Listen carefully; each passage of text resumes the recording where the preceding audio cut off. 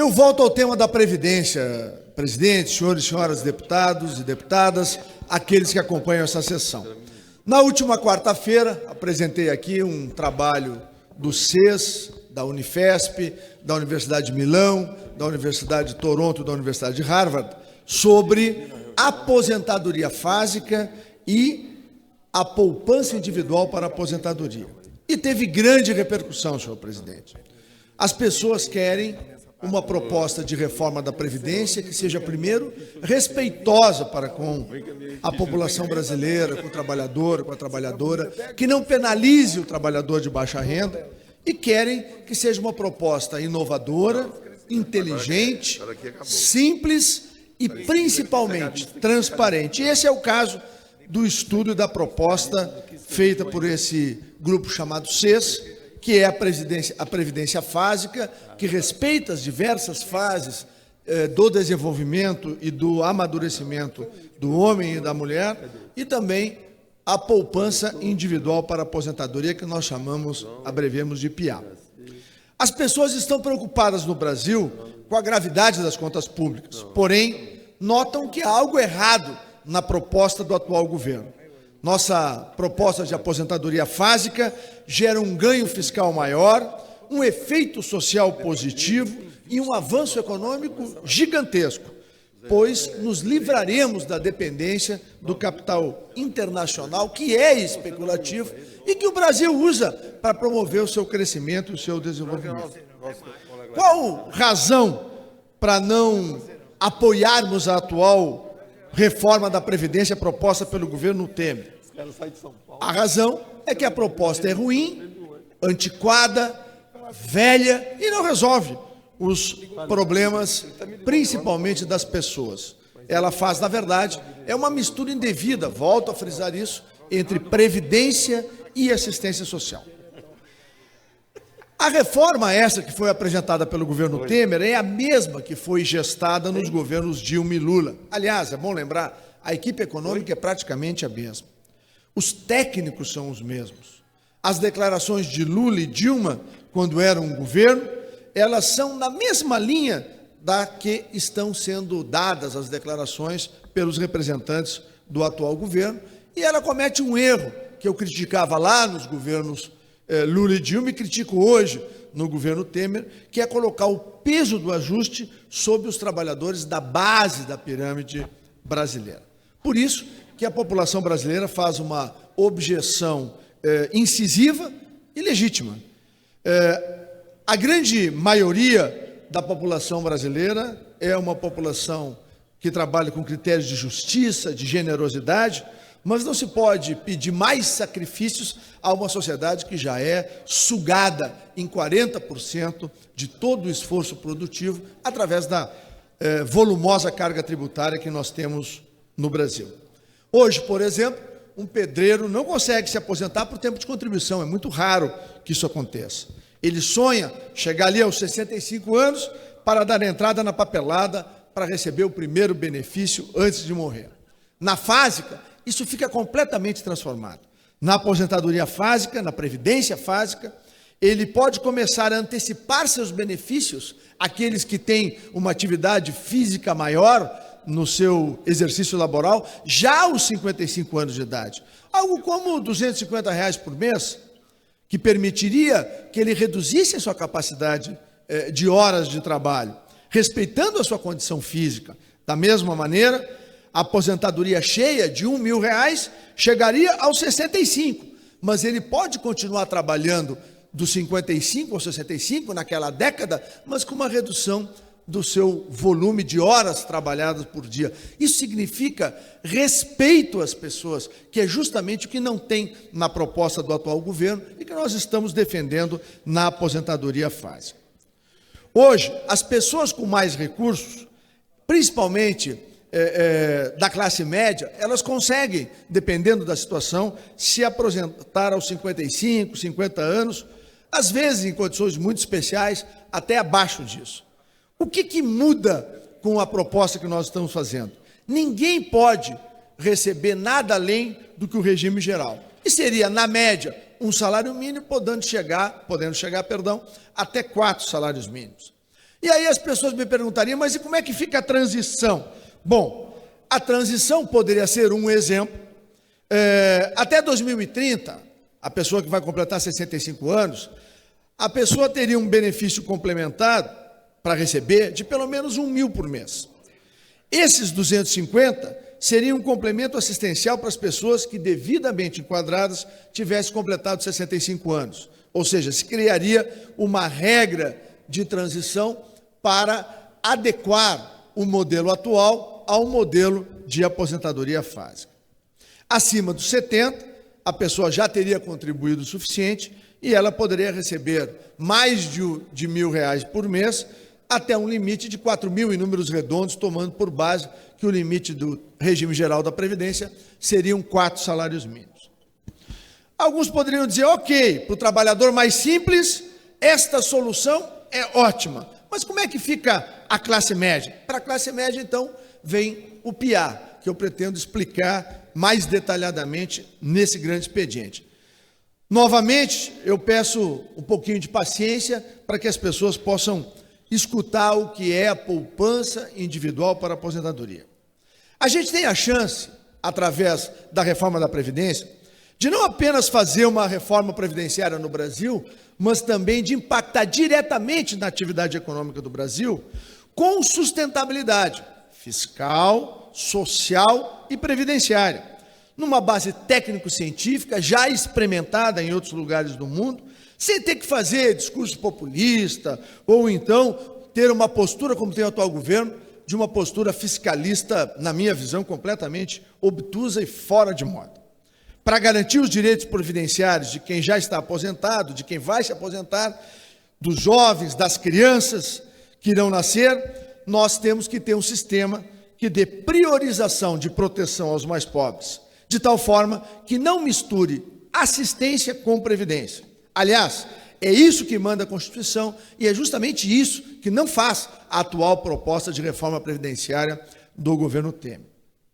Por esta razão, nós apontamos a necessidade de que o Brasil criasse um instituto de previdência que fosse completamente independente, para cuidar só do regime geral. Ou seja, teria que ter uma independência, uma autonomia, sem ter ingerência política, sem ter ingerência ideológica. Seria uma instituição para cuidar daquele grande patrimônio que os trabalhadores têm e que as trabalhadoras necessitam ter, que é a possibilidade de acumular ao longo da sua vida de trabalho para poder ter uma aposentadoria justa e uma aposentadoria correta. E isso feito com transparência, com as pessoas seguradas, tendo acesso ao extrato das suas contas, o que seria uma evolução baseado no conceito de aposentadoria nocional, que é o que vigora hoje, por exemplo, na Itália. Visando os excluídos do mercado de trabalho, aqueles que nunca conseguiram um trabalho formal, seria criado nos moldes deste Instituto Geral de Previdência, um instituto para assistência social.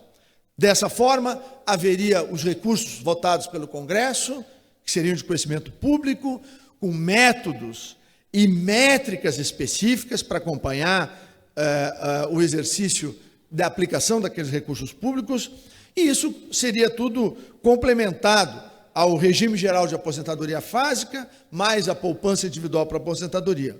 Todos seriam atendidos de maneira independente, cuidadosa e respeitosa, principalmente. O excluído, o trabalhador braçal, a classe média e aqueles que dependem, por exemplo, da assistência social, como os benefícios continuados, que são tão importantes para as pessoas que têm desde carências físicas ou então a carências mentais. A aposentadoria básica protege o pobre e a poupança individual para a aposentadoria protege a classe média e complementa a aposentadoria básica. É um modelo completo de proteção social e sustentabilidade previdenciária, tudo construído com fundamentação científica dentro do direito atuarial. Destaco que os que se encantaram com o projeto já surgiram receio sobre a rentabilidade do PIA. Não, olha, esse negócio da aposentadoria vai ter uma rentabilidade baixa, isso pode não ser atrativo.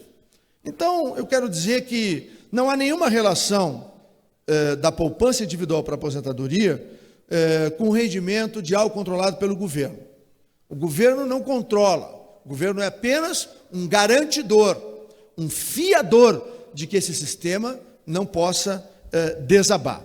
O PIA, ou a poupança individual para a aposentadoria, é um programa previdenciário individual, volto a repetir, não é fundo de pensão, é individual, no qual os rendimentos serão na média, muito maiores do que uma caderneta de poupança. É uma conta de investimento específica para a aposentadoria, na qual o dono, sim, a pessoa é dona da conta, seja ele um médico, um advogado, um veterinário, um dentista, um pedreiro, um mecânico, dono da padaria, qualquer um enfermeiro, qualquer pessoa, ela tem a sua poupança exclusiva e esta é uma conta de investimento que vai ter portabilidade, então ela vai ser atrativa para os organismos financeiros, ela terá sim isenção fiscal, da mesma maneira como todos os investimentos que interessam ao Estado no Brasil têm, e é importante que tenha essa isenção fiscal, não pagarão impostos sobre os ganhos, exatamente como ocorre hoje com os investimentos dos mais ricos. Nós estamos com esta proposta da poupança individual para a aposentadoria, democratizando o mercado de capitais. Será um passo adiante que o Brasil dará dentro do nosso mercado de capitais. Então, qual a razão do nome ser poupança individual para a aposentadoria? O nome poupança é um nome quase santificado no Brasil. Uma das poucas instituições financeiras que nem os populistas, nem os demagogos ainda tiveram coragem de abocanhar. É para mostrar que esse dinheiro não poderá ser abocanhado no futuro, seja lá quem ocupe a cadeira presidencial. Previdência, e eu digo desde a primeira sessão da Comissão Especial da Reforma da Previdência, é algo para ser pensado sempre no longo prazo, sempre, porque nós estamos lidando com a expectativa das pessoas. Por essa razão, a aposentadoria fásica, ela tem a característica de proteger, e por isso ela precisa ter garantias pelo Estado de que a poupança individual para a aposentadoria, o depositante ele terá a garantia de que ele conhece desde o primeiro dia o volume de recursos depositados, então o sistema é nacional, ele conhece a rentabilidade, este valor ele é disputado pelas empresas que atuam no mercado. Com isso, nós que hoje temos 15%, 16% do PIB de poupança interna, os estudos apontam que talvez em meia década, 5 anos, o Brasil vá para mais de 20%, 22%, podendo chegar até mais do que isso, de poupança interna, o que seria uma revolução econômica no Brasil, porque o dinheiro que falta hoje para o pequeno negócio, o dinheiro que falta hoje para as startups, o dinheiro que falta hoje para a geração de novas tecnologias, ele vai estar disponível. E é capital nacional, muito mais barato do que ter taxas de juros estratosféricas para atrair o capital internacional especulativo. É um capital de brasileiros que estaria aqui gerando emprego, renda, trabalho, tecnologia para brasileiros. Por isso que ela tem uma simplicidade, mas ao mesmo tempo um alcance extraordinário, e essa conjugação da aposentadoria fásica com a poupança individual para a aposentadoria, ela pode construir uma nova realidade, não apenas previdenciária no Brasil, ajudando ao equilíbrio fiscal de qualquer governo. A proposta, ela não tem perfil ideológico, ela tem um perfil social e principalmente preocupado com a transformação do país que nós queremos, que é um país que tem a capacidade de emprego, desenvolvimento de renda e principalmente crescimento das pessoas. Também surgem perguntas de como funcionaria e como seria a transição. Bom, o primeiro ponto que teríamos a respeito da transição do sistema para hoje, nós precisaríamos conhecer muito profundamente as atuais contas do governo.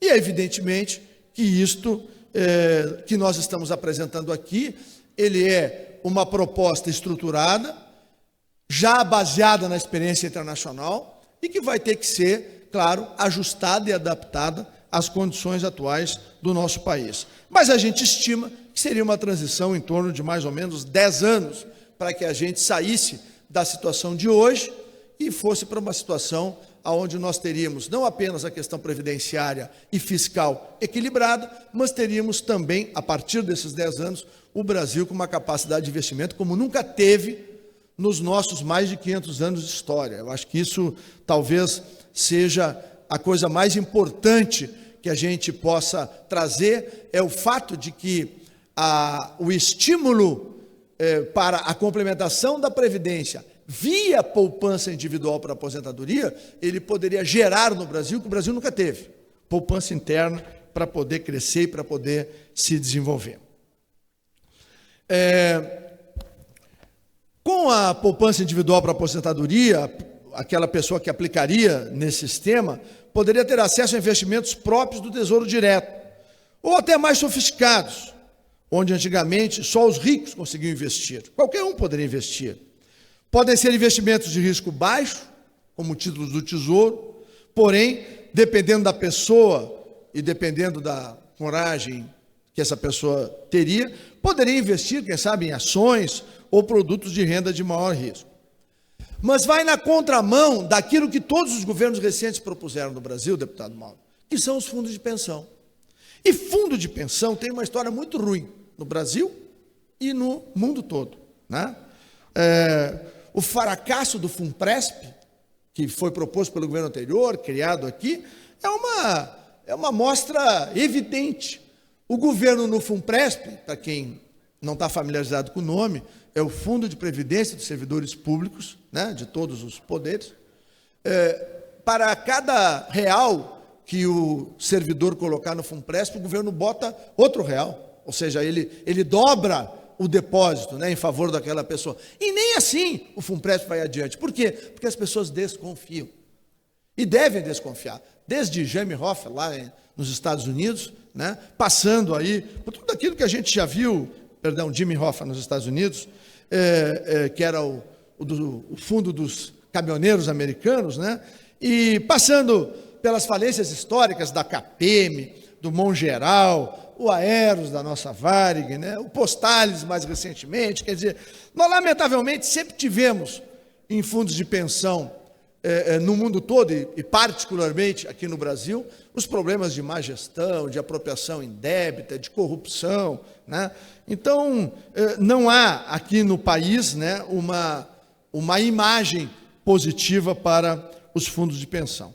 E lembrar que na reforma da emenda 41 de 2003, na qual Lula copiou a reforma que foi proposta por Fernando Henrique, e Dilma depois implementou via lei, apresenta-se uma cortina de fumaça para disfarçar a real natureza dos fundos de pensão. O texto da emenda que fala do FUNPRESP e outros fundos de pensão para estados e municípios, como entidades fechadas de previdência complementar de natureza pública. Absurdo. Os fundos de pensão são entidades privadas por concepção. Inseriram a natureza pública para dourar a pílula. Pelo visto, não funcionou. Mesmo o governo dobrando, né, aquilo que eu expliquei há pouco, que o funcionário público paga, as pessoas não aderem ao FUNPRESP. Ademais, os fundos de pensão conseguiram cancelar a súmula 321 do STJ, que dizia: o Código de Defesa do Consumidor é aplicável à relação jurídica entre a entidade de previdência privada e seus participantes. Ano passado, passou a vigorar a súmula 563 do STJ, que diz o seguinte: o Código de Defesa do Consumidor é aplicável às entidades abertas de previdência complementar, não incidindo nos contratos previdenciários celebrados com entidades fechadas. Isso é um absurdo, né? Porque retira das pessoas uma proteção que o Código de Defesa do Consumidor dá a elas. Agora, se a pessoa for participante, precisar processar o fundo de pensão, não terá a proteção do Código de Defesa do Consumidor. Por isso que a nossa proposta complementar à aposentadoria básica é a poupança individual para a aposentadoria. Somente no caso de previdência aberta, que são aqueles PGBLs ou VGBLs, o Código de Defesa do Consumidor continua sendo garantia de direito das pessoas. Os fundos de pensão são poderosos, são gigantes, podem contratar advogados, os melhores, né, via de regra, e a pessoa que for processada não terá, por exemplo, a inversão do ônus da prova, prevista na relação de consumo de Código de Defesa do Consumidor. É justo? Arrisque quem quiser, e é por isso que esses mecanismos não têm sido acolhidos aí pela população brasileira.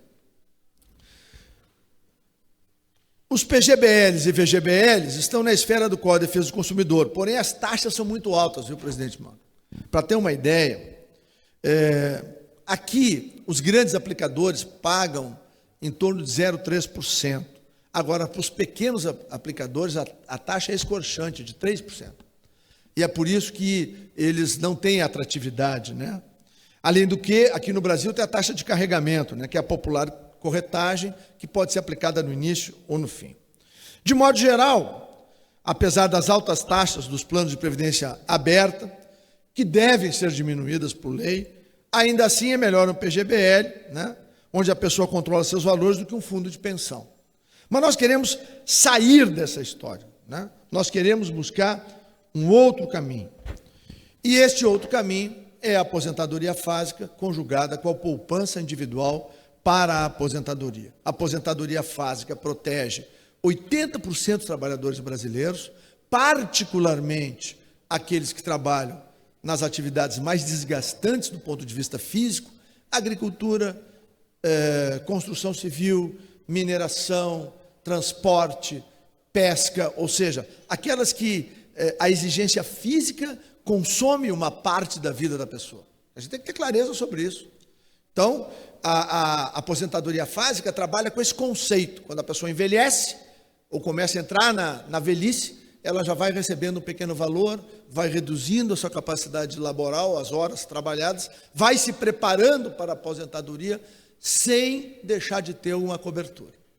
E quando for alguém da classe média ou da área empresarial que queira ter um valor maior, ele mesmo constrói ao longo da sua vida, através do sistema onde ele controla, ele acompanha, sabe desde o primeiro dia quanto ele colocou e quanto ele vai ter ao final para a sua aposentadoria, que aí é a poupança individual para a aposentadoria.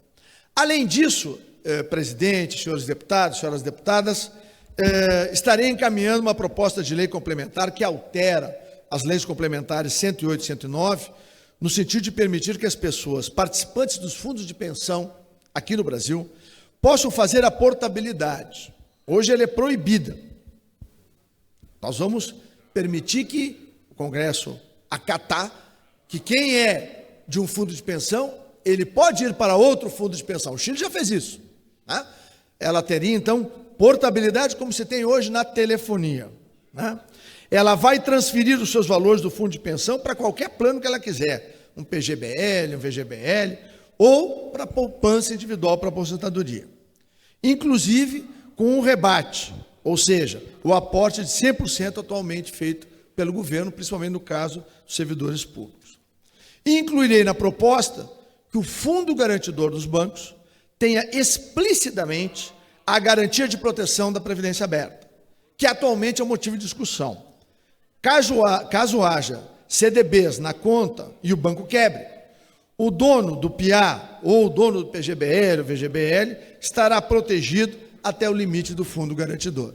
Ou seja, creio que com essas explicações, presidente, nós estamos trazendo ao conhecimento da sociedade brasileira, na última quarta-feira, somado com as explicações um pouquinho mais detalhadas e mais simplificadas que tentei fazer no dia de hoje, uma proposta, presidente, de reforma da Previdência que respeita as pessoas, que contribuiria para o Brasil dar um salto de crescimento extraordinário. Os economistas calculam que se o Brasil tiver algo em torno de 23%, 24% do PIB como capacidade de poupança interna, presidente Mauro, o Brasil pode crescer anualmente a taxa sustentável de 4% ao ano. Independente de quem estiver no governo, independente de qual linha ideológica estiver no Palácio do Planalto. Ou seja, o país Brasil teria uma previdência, primeiro, que respeita as pessoas, segundo, uma previdência que é separada do poder político, porque ela é muito importante para a vida do ser humano. Terceiro, uma previdência que não se mistura com a assistência social, porque seriam duas instituições independentes. Quarto, uma previdência complementar que seria construída em poupança individual para a aposentadoria, garantida pelo governo, de tal forma que nós acumularíamos capital, ou seja, faríamos poupança interna, que é o que falta ao nosso país para bancar o nosso crescimento, o nosso desenvolvimento. Isto eu chamo de uma reforma da Previdência com impacto social gigantesco. É isso que, lamentavelmente, a isto é que o governo está surdo, incapaz de poder dialogar. E eu espero, e volto a concluir, presidente Mauro. Presidente. Eu espero que a partir destas duas apresentações aqui, se possa abrir um canal de diálogo, não apenas com quem hoje ocupa aí o Palácio Planalto, mas com quem vai tentar ocupar o Palácio Planalto na eleição do próximo ano. Essa reforma da Previdência do Temer aí já acabou. Nós precisamos discutir este ano, no ano que vem, no período eleitoral e no pós-eleitoral, um caminho para a Previdência no Brasil, que seja um caminho justo para os brasileiros, mas que possa ser utilizada a reforma da Previdência para estimular a poupança interna e poder fazer com que o Brasil tenha dinheiro, recursos próprios para poder bancar o seu crescimento. E crescimento e desenvolvimento, deputado Mauro, significa emprego, renda, vida, felicidade para os brasileiros e brasileiras. Obrigado.